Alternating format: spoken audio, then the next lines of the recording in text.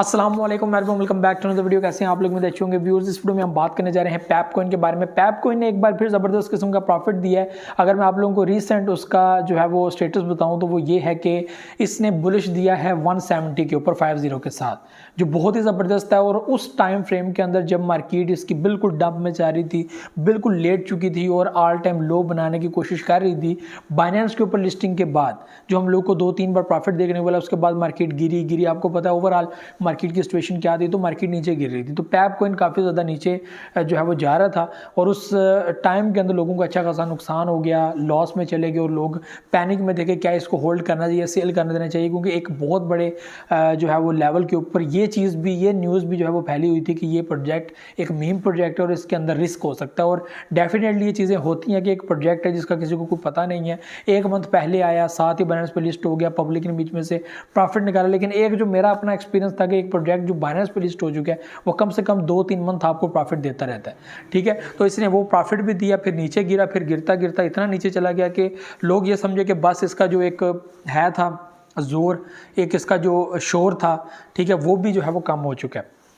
तो लोगों ने इसके अंदर सेलिंग करना स्टार्ट कर दिया। वेल्स भी यहाँ पे एक्टिव थे, वेल्स ने भी अच्छी खासी इन्वेस्टमेंट की, प्रॉफिट निकाला, भाग गए, लेकिन इसके अंदर स्टिल एक्टिव थे। जैसे शिबा इनू के अंदर एक्टिव है वैसे इसके अंदर एक्टिव है, फ्लॉकी के अंदर एक्टिव है, डॉज कॉइन के अंदर एक्टिव है, ठीक है, लूना क्लासिक के अंदर एक्टिव है, SLP के अंदर एक्टिव है। तो ये कुछ ऐसे प्रोजेक्ट्स हैं जो बहुत ही लो प्राइस में है लेकिन बहुत ही हैवी प्रॉफिट आप लोगों को दे सकते हैं। लेकिन ये जो प्रोजेक्ट है, क्योंकि ये मीम प्रोजेक्ट है, इसका कोई मेन नेट नहीं है, इसका किसी और सिस्टम के ऊपर काम करना, यानी कि इथेरियम का जो है वो सारा सिस्टम है और हम इसके ऊपर बिलीव करके बैठे हुए हैं। और बिलीव सिर्फ इस वजह से है कि कम्युनिटी इसको सपोर्ट करती है, डेट्स इट, तब हमें प्रॉफिट मिलता है। बाकी उन लोगों की बातें ठीक है कि इट्स मीम प्रोजेक्ट और अनलिमिटेड बिलीव करना भी इन प्रोजेक्ट्स के ऊपर अच्छी बात नहीं होती जब तक इनके अंदर कोई प्रोग्रेस नजर ना आए। तो इस वक्त कम्युनिटी की वजह से ये प्रोजेक्ट काफ़ी बूस्ट कर रहा है। तो यहाँ पर इस वक्त 50 के साथ 170 के ऊपर आया।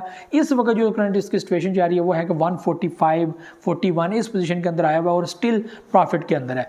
मैंने 4-5 वीडियोस जो है वो मैं बना चुका हूँ, ठीक है। प्रॉफिट से पहले भी मैंने लगातार वीडियोस बनाए, इसमें मैंने कहा था कि भाई आएगा, आगे मजीद आएगा। नीचे गिरा भी लेकिन लोगों ने रीटेस्ट किया। उस टाइम में लोगों ने कहा कि भाई इसको सेल कर दो, ये मजीद नीचे गिरेगा। लेकिन एक ऐसा होता है ना कि आपके पास जब ऑडियंस होती है तो वो प्रोजेक्ट कैसे लॉस कर सकते हैं।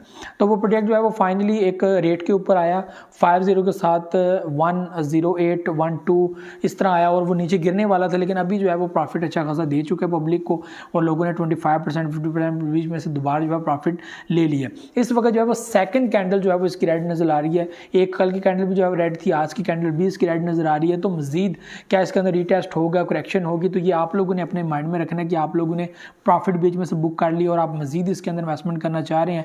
तो आप लोगों ने बस अपनी नज़र में रखना है कि ये प्रोजेक्ट जितना नीचे जाए आपका एंट्री पॉइंट बनता है आपके हिसाब से जो, तो आप उसके अंदर इन्वेस्टमेंट कर लीजिएगा। क्योंकि मुझे ऐसे लगता है कि ये प्रोजेक्ट अभी मजीद आगे बढ़ेगा। जिस तरह इसने BTC के साथ अपनी परफॉर्मेंस दिखाई है, जैसे जैसे BTC के साथ आगे मूव ऑन हो रहा है और जो प्रोजेक्ट BTC के साथ साथ अपने आप को मूव ऑन करते हैं, लाइक मैटिक, XRP, जितने भी प्रोजेक्ट हैं मार्केट के जो BTC के रोल के साथ अपना रोल प्ले करते हैं, तो जाहिर सी बात है वो प्रोजेक्ट आप लोगों को अच्छा प्रॉफिट देते हैं, उनके अंदर इतना पोटेंशियल होता है।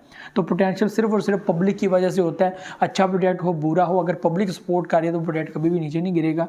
तो स्टिल इस वक्त हम लोग देख रहे हैं कि पैप कॉइन के अंदर वो पब्लिक का एक रुझान है, पब्लिक यहाँ पे एक्टिव है, तो वो जो है वो काफ़ी ज़्यादा सपोर्ट करती है। तो पैप कॉइन मेरे भाइयों मजीद आगे बढ़ सकता है। अभी उस वैल्यू तक नहीं गया, 170 के ऊपर गया है, अभी मजीद उसको आगे बढ़ना है और 2 की पोजीशन को क्रॉस करना और उसके आगे जाना है।